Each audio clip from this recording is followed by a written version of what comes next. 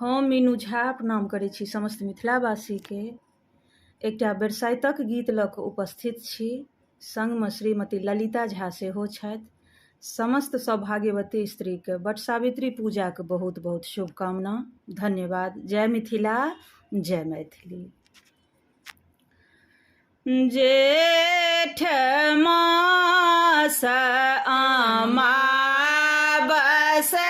सजनी गे, जेठ मास अमावस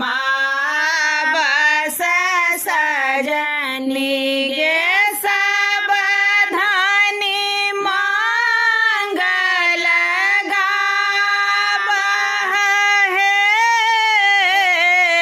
सब धनी मंगल गावह हे। भूषण बासन ठीक करो सजनी गे, भूषण बासन ठीक करो सजनी गे, रची रची आंग लगाबहु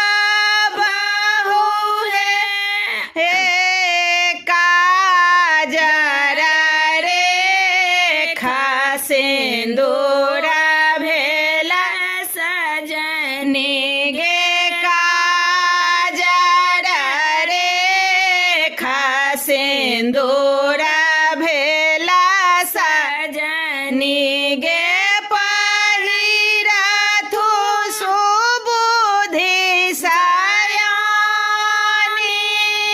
गे, रहर खेत चाल ले अक्षय बट सजनी गे, हर खेत चाल ले अक्षय बट सजनी गे, गाबी ताहि मंगल गान गे,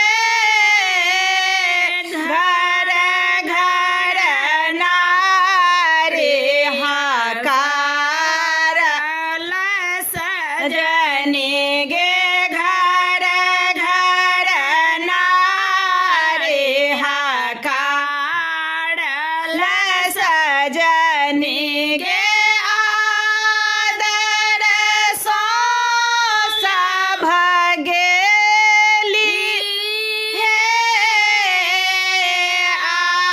आए थे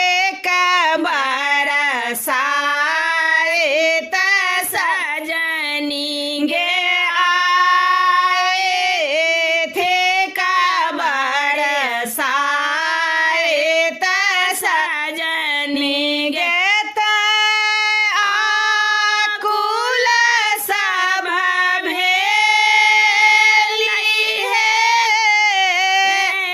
घोरों में जल ढारल सजनी गे, घोरों में जल ढारल सजनी गे, बाटल अचल सोपारी हे,